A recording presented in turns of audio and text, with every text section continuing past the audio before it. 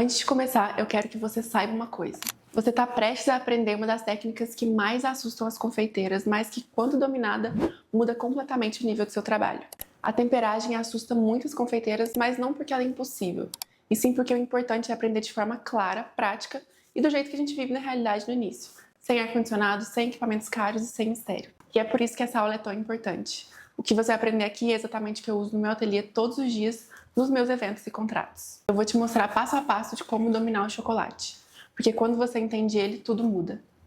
Antes de iniciar na temperagem, eu vou abordar aqui um pouco sobre os tipos de chocolate. Nós temos hoje no mercado dois tipos de chocolate.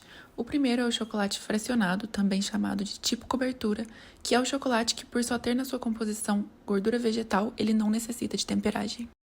Ele tem um valor mais em conta, porém ele tem uma textura e sabor menos agradáveis do que o chocolate nobre. Depois nós temos o chocolate nobre, que é o que vamos utilizar no curso, que por possuir manteiga de cacau na composição, necessita de temperagem e tem uma textura e sabor mais agradáveis. Eu trouxe aqui dois exemplos de chocolate nobre. O primeiro é o da Callebaut, é um chocolate belga 100% manteiga de cacau, e ele é um chocolate muito bom, bem fluido e ótimo para se trabalhar. Ele é um chocolate um pouco mais caro, porém tem clientes que amam esse tipo de chocolate e estão dispostos a pagar um pouco mais por doces feitos com esse tipo de chocolate belga. O segundo que eu trouxe é o Cical, uma marca nacional, que possui em grande maioria manteiga de cacau, porém um pouco de gordura vegetal também, mas ele ainda é considerado chocolate nobre. Ele é um pouco mais espesso, mas ele é ótimo também e tem um custo-benefício muito bom. Existe também a linha da Cical 100% manteiga de cacau que se chama Seleção. E todas essas marcas que eu tô falando aqui são muito boas, porém existem várias outras marcas que você vai encontrar que são ótimas também. Você pode comprar o seu chocolate em barra, mas eu gosto de comprar ele já em callets assim, porque facilita muito no método de adição, que é o método de temperagem que eu mais utilizo e que eu vou te ensinar agora em seguida. Bom, agora nós vamos para a temida temperagem, que é chamada também de pré-cristalização. E nessa aula eu vou abordar a técnica de adição, que é a minha favorita, e eu considero a mais fácil e a mais higiênica. Na teoria, essa técnica funciona da seguinte forma. Você derrete o seu chocolate e depois adiciona nele já derretido 1/3 da quantidade total. Porém, é bem mais complexo e eu vou te explicar o porquê. Antes de partir para a parte prática, eu quero explicar um pouco como funciona e o porquê temos que temperar o chocolate. Quando nós compramos o chocolate no mercado e ele vem assim em callets ou em barra, ele já vem pré-temperado, o que significa que os cristais da manteiga de cacau, eles estão estabilizados. E por isso que a gente tem esse chocolate firme e estável. Quando a gente derrete esse chocolate, esses cristais se destabilizam e a gente precisa estabilizar eles de novo para que eles endureçam. E como nós fazemos isso? Por meio de um choque térmico. Por isso as temperaturas são tão importantes. Caso a gente não faça isso, apenas derreta o chocolate e utilize sem o choque térmico, os cristais não vão se estabilizar e nós vamos ter um chocolate sem estrutura que não vai desenformar do molde. Um exemplo aqui de um chocolate devidamente temperado. Ele é liso, não derrete quando eu passo a mão e ele descola facilmente do papel. Versus agora um chocolate que não foi temperado. Ele pode eventualmente até descolar do papel, mas vai demorar muito mais tempo e ele não tem uma textura firme. Para facilitar o processo, nós vamos dividir a temperagem em duas etapas, derretimento e resfriamento. Eu tenho aqui 400 gramas de chocolate e nessa primeira etapa nós precisamos derreter o chocolate até que ele atinja as seguintes temperaturas. Como aqui no vídeo eu estou utilizando o chocolate branco, eu quero que ele derreta até que ele atinja de 40 a 45 graus. Portanto, eu vou levar meu chocolate de 30 em 30 segundos para o micro-ondas e ir mexendo com a espátula em cada uma dessas pausas. Aqui eu já levei ele 30 segundos para o micro-ondas, então eu vou mexer o chocolate. E lembra sempre de escolher um lado do bowl para limpar a sua espátula para não virar aquela bagunça. Eu vou voltar para o micro-ondas e deixar mais 30 segundinhos. Aqui ele já está quase todo derretido. E quando estiver assim, a gente já pode começar a checar a temperatura sempre que tirar o bowl do micro-ondas.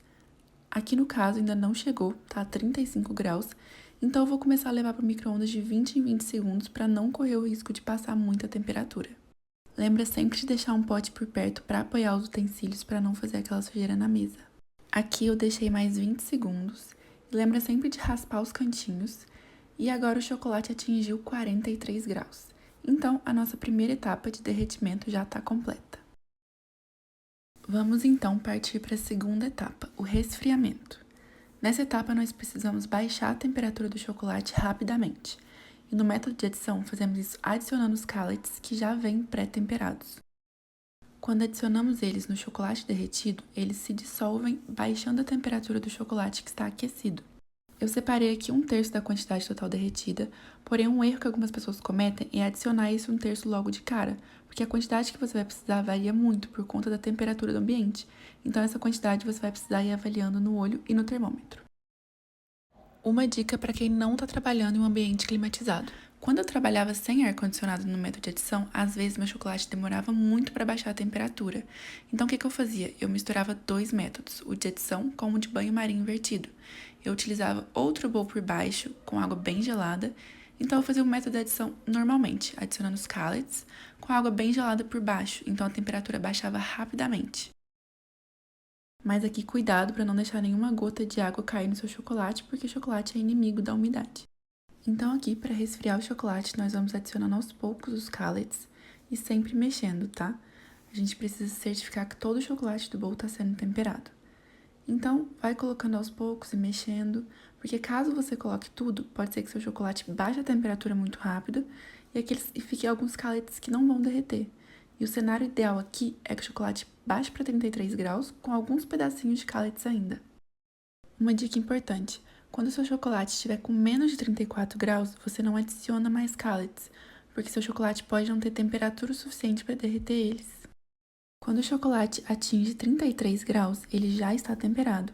E nós só precisamos que ele desça um pouco mais para a temperatura ideal de trabalho, que são essas. Aqui o meu chocolate estava com 36 graus, então eu fui lá e adicionei um pouquinho mais de chocolate e sempre mexendo.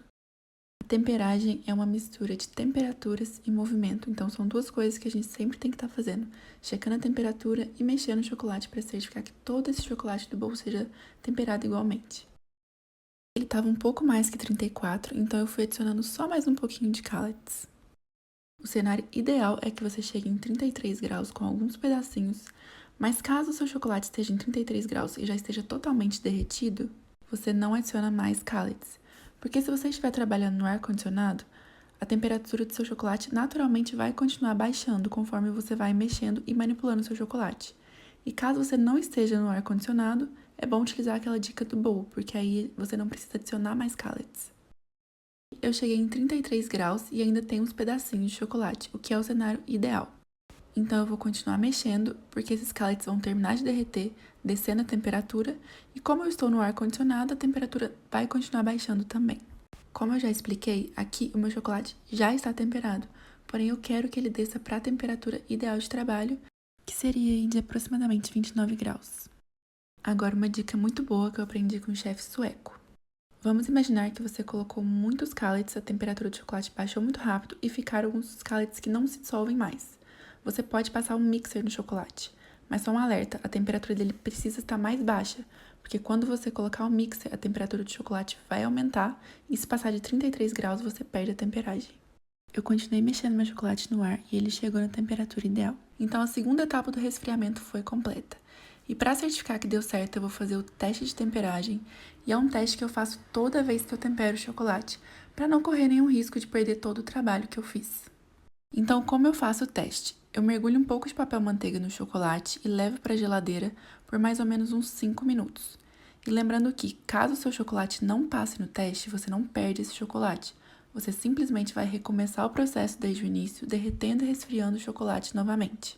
Então aqui eu vou levar meu teste para a geladeira e deixar lá de 3 a 5 minutos. Então aqui eu deixei mais ou menos 3 minutos na geladeira e você já consegue ver que o chocolate está opaco, seco ao toque e começou a descolar do papel. Ele ainda não endurece e sai do papel logo de cara, porque ficou pouco tempo na geladeira, mas você consegue ver que ele vai descolar do papel. A maior dificuldade não vai ser temperar o chocolate, e sim manter ele na temperatura correta ao longo do uso.